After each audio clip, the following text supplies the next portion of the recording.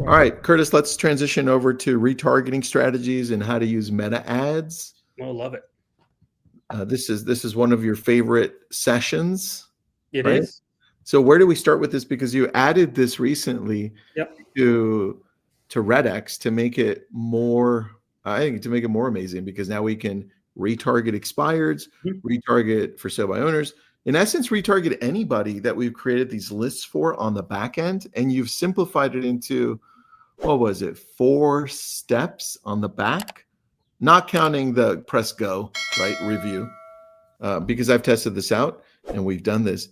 But tell me the idea behind it. How have you seen people use it best? And then if you can, show me your screen so we can go through the back end, or I can show you mine. Yeah, why don't we pull up yours, because it's real data and an actual system. But yeah, so this concept started way back in 20, I don't know, 14. There was a short window, if people remember, there's a short window on social media where you could create a custom audience and you could target a single person. Like I could put an ad in front of you, Tristan. And so we had this idea, and we were doing it manually with an agent, where we would grab the Google photo of the person's house, and the ad would say, "Your home came off the market," and we would put that ad in front of the homeowner on social media. Well, that worked really well, but you can't do that anymore. But I always, from way back then, with a background in marketing, I thought, if I were going to, if RedX ceased to exist today, I would do exactly what I've been telling agents to do for the last 20 years. I would grab a list of high list rate people. Expireds is the highest. 45% are going to relist. Yeah. I would find a way to get in front of them. That's what marketing is all about. Whether that's calling or door knocking or hanging door flyers or, or that. But I also go, well, social media has the attention of everyone right now. Everybody is in their newsfeed every single day. Yeah. So if you could put a billboard on the freeway in your market, guaranteeing that only the people you wanted to work with are going to see that billboard, that would be worth, you would have billboards up. That's what social media is. That's what social media targeting is. And people are confused, especially in our industry, because of all the special categories, and you can't narrow down a lot of the features inside of Meta to do ads, but you can if you bring the data to Meta. And so through RedX, we said, well, we have the data. It turns out the best way for Facebook to know if who their users are is matching their phone numbers and emails to them. So we go and we have Meta find the expireds, let's say expireds, find the expireds, and now you can create social media ads and you can put them just in front of the data that you're getting from RedX. I'm going to go on a tangent on more about the why this works so well than the how, because it's really important that people understand. It's really important that you understand. Forbes recently came out and said, on any given day, Americans are exposed to between 6,000 and 10,000 advertisements a day. Dang, man. 6 and 10. So the old sales strategy of, hey, you need 7 to 12 touches to make an impression. That's what every book said for 50 years. Yeah, that was when we didn't have information overload. Yeah, it's closer to 50 exposures. Well, the only way to break through that, and even that, I would question even that, because we've trained our brains to ignore everything that's not super relevant, right? Mm-hmm. That's called our reticular activating system. It's your filter of what gets through and what doesn't get through. Well, it's only letting things through that are highly pertinent to our emotional state, right? And so when you look at an expired listing, they're embarrassed, they're frustrated, they're, whatever the emotion is, and they're in a particular situation. So if the closer I can get to that messaging, I only need one time. My brain's going to pay attention because it's so relevant to how the state that I'm in and the emotions that I'm feeling right now. So like I have 6 kids. That could be a whole nother webinar. Wait, that's the title of our next webinar. I have 6 kids. Yeah. They're all redheads too. So that's the subtitle. They're all redheads. Like if I were scrolling on Facebook, as creepy as it would be if somebody was like, over 40, struggling to maintain muscle mass or gain weight in the gym because you're busy parenting 6 kids, I'd be and you're a redhead, and you're a redhead. You'd be like, wait, click, right? Because it's so relevant to what I'm thinking about and doing. So when you take that strategy, right, and you put that in our business of, you put that in our business, you say, okay, well, the most prominent emotion that expireds are feeling is embarrassment. We think it's frustration. It manifests that they're mad or angry, especially when you call somebody that's mad or angry. But really, they've been saying goodbye to their neighbors and their congregations and their PTA groups and whatever. They've been saying goodbye for 6 months, and then it doesn't sell. And they're like, well, shoot, they're embarrassed. And they want somebody to blame. That's why it comes out in anger. But if we know that, if we could say, if there was a headline that said, it's hard, to say goodbye only to stay, if you tap into the emotions that they're feeling, then it's going to matter. In fact, I have another handout that I'll send to your team right now, Tristan. All right, perfect. That is the perfect ChatGPT prompts to have chat. It's a dual part prompt. So the first prompt is to do research to understand the emotional state of insert lead when trying to insert what they're trying to do. For sale by owners trying to sell, an empty nester is trying to downsize, whatever. It will do the research to find those emotional states. And in the prompt, it's saying to research common questions that they are asking themselves, their inner dialogue because of these emotions. The second part of that prompt then says, now take that prompt and create an ad by putting the emotional state in the headline and this in the subheader and this, and we kind of format it into the perfect ad strategy. So we'll give that to everybody. Okay, Curtis, I've got a couple of things. One, I've got the title for our next session, which will be using AI when prospecting. Got it. I love it. Perfect. Yep. And then number 2, Lori has someone in Birmingham. Oh, there you go. If you want to text her, there's her number. And then this way. I get a lot of agents that know someone because they want the referral fee, but it's not them. But I will reach out, Lori, and see what you got to see. So I'm actively interviewing people out there right now. Perfect. And then Felix says, where can I get more info about or on directing ads in Meta, which is what I'm going to show.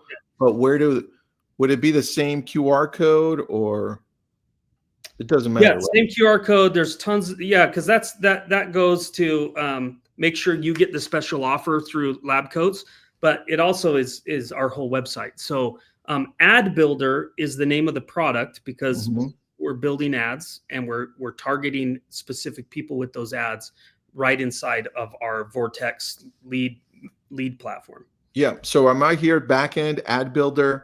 I'm going to name it, right? So what would you choose and tell me why? I'm going to name it just general expired.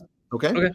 So a couple of things here is most ad strategies is about generating a lead. And you'll notice, like, if you go into Facebook, there's one more category called, generate a lead. Yeah. Lead ad. The point of generating a lead is to try to get somebody's contact information. But we already have the contact information. So that does two things. It drastically reduces the cost of this type of marketing strategy and targeting, because your most expensive ads targeting on social media is when you're trying to get them to fill out a form and generate a lead, right? So almost always I would choose reach and awareness, even if you're going to put a website where they're going to click, because we're trying to tap into the emotional state, and reach and awareness is going to put your ad in front of them the most amount of times for the least amount of money. Got it. So let's go to reach and awareness. I'm going to name this one expireds. Okay. Next, it says audience. Yep. Now you can use Facebook location targeting, but as most people know, it's limited to a 30-mile circle. So 15. usually you can't target, right? So you know, the whole point of this is to take the data you have inside of Vortex so you can create a custom audience, right? So that's, I mean, are you even driving? That's like a 12-hour drive in your neck of the woods down there. A 15-mile radius. I would rather go to Vortex data. That's right. So just my expireds. Yep. Grab your expireds. And 2,000. See where it says here. I've got 2,100. So 2,000. Audience size must be 1,000 plus. So if you're going to use this, let's say for sale by owners, just listed, just sold, make sure that when you make these, like mine are smaller, right? Looking for my FSBOs that I've dialed down to 21. So it got to be much bigger. And I'll tell you what to do there is what you do is you take those FSBOs, you pull in the 100 houses around each one of the FSBOs. Yeah. And you add that to the folder or filter inside of Vortex so that you're targeting those 21, but you're targeting their neighborhoods as well. Because for the exposure cost, it's still worth it, right? To be able to target those 21 FSBOs. Okay. Now let's assume it's expireds, because I know we have Rachel and Scott next talking about expireds and FSBOs. So we're going to go expireds. I'm going to click next. So far, it's been super easy, dude. Now, I've already connected my Facebook and Instagram, right? Yep. So it's going to be connected. I would just need to use, we recommend content as square or vertical layout. So I would just go to wherever you're going to go to get your listing, your pictures. I'm just going to go, for me, I'm going to just pick, I'm going to go to Redfin, actually. It's much easier. The number one thing I recommend always is a video of yourself. You know, because again, remember, we're trying to tap into an emotional state and we're trying to build brand awareness to you, right? So grab your phone and use that GPT prompt that we're going to give you to create a 30-second script that says, man, it can be super frustrating when your home comes off the market. When you have a plan to do something else, here's the top 3 reasons why homes aren't selling in today's market. Oh, so maybe I'll use this picture of me. It was a thumbnail that I did for a video a couple of days ago. Yeah, great. So let's just pretend it's the picture you want. It's a little bit elongated. It's not square, right? Yeah. But it's uploading, and then I can add the messaging specifically. I have ad blocker on. Give me a second. And refresh that, reload. All right. Now, when you're looking at this and saying, well, where do I get the verbiage for this? Mm-hmm. Well, I want to remind people, it depends where or who you're targeting. Right. If I'm targeting expireds, make sure that the verbiage is for expireds. If you're targeting FSBOs, what's their biggest fear? This is why I loved you brought up, Curtis. Yeah. If my home expired, what is my number one feeling right now? I'm embarrassed. Yep. So talk to that. In fact, I was thinking about this a little bit more, Curtis. Let me look at you because I'm only looking at my screen. Give me a second. Yeah. Where'd you go? Right here. All right. I'm thinking this, Curtis. If I'm an expired listing and I'm embarrassed,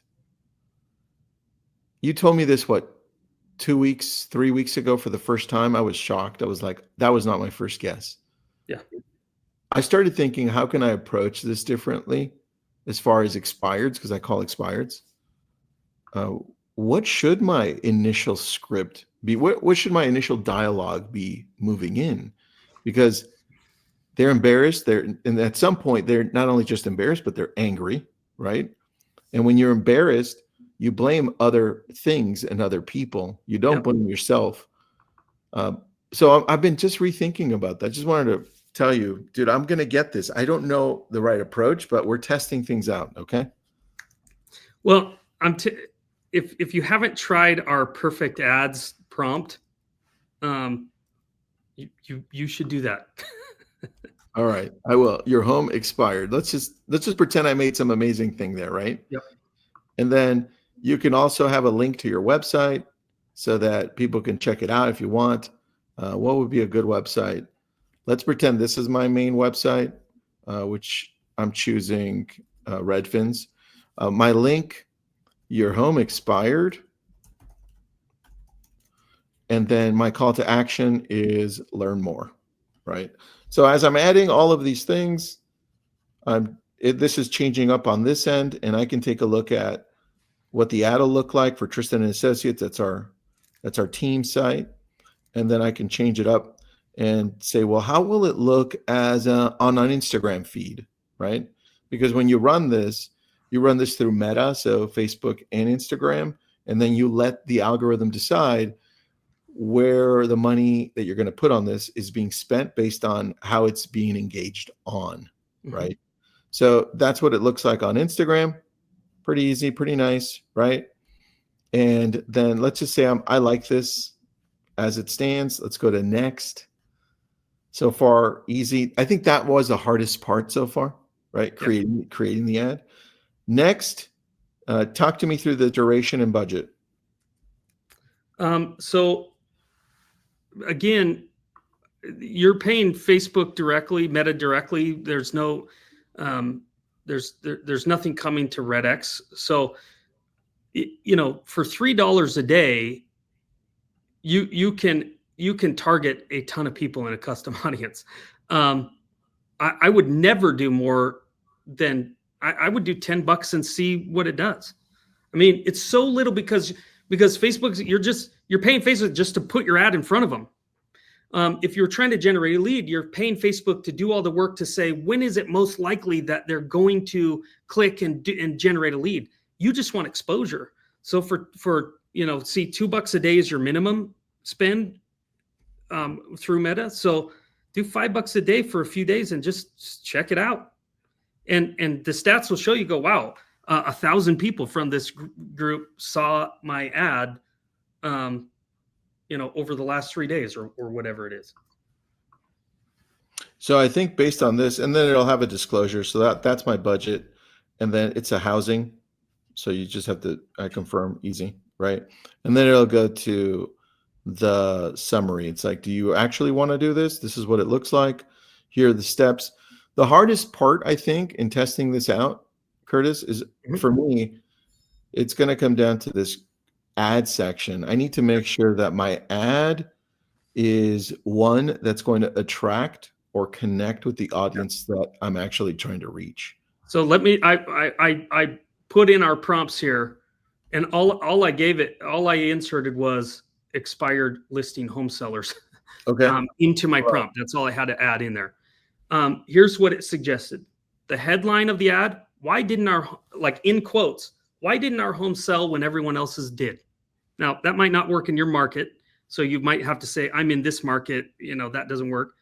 The text, the copy says, if your listing expired and you're left wondering what went wrong, you're not alone. Many sellers feel frustrated, anxious, even embarrassed after. Isn't that crazy that even ChatGPT pulled out embarrassed? Because that's not in our prompt. I like that. After their homes sit on the market with no results, but your home didn't fail, the strategy did.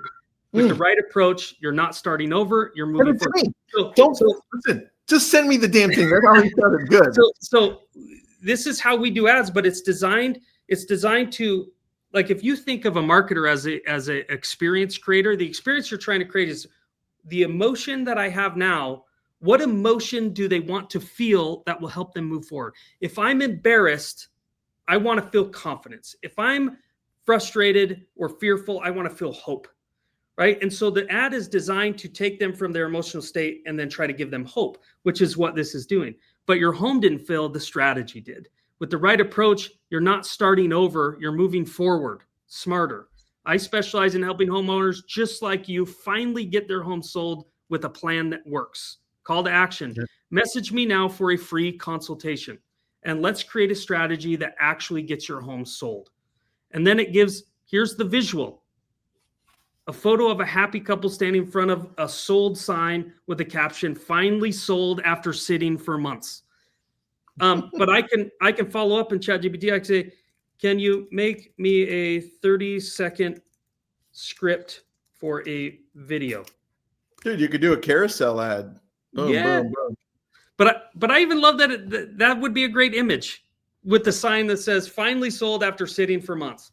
But here's the script it gave me. If your home didn't sell the first time, you're probably ask yourself, what went wrong? You're not alone. Then it even tells you cut to B-roll and do this. I work with homeowners just like, anyway. So the hardest part of this whole strategy we can overcome with a couple of AI prompts that we'll give away to everybody. I love that. Ernie says basically we can send that ad builder to our expired leads on RedX. That's it. Correct. That's what I showed. I just built it. It took me a long time because I was talking, but it takes me, I think it takes me less than 3 minutes to do. Yeah. The one that's going to take you the longest is the preparation for the ad before you get to those screens. Like, what's the video going to be? What's the picture going to be? What's the ad wording going to look like? And that's why I loved what Curtis came up with, because it's perfect. It really goes with the idea that it's not, listen, Mr. and Mrs. Seller, it's not your fault. It's everybody else's, which is the world we live in. It's perfect. Yeah. Listen, don't take full responsibility of being an idiot and pricing the home too high. It's somebody else's fault.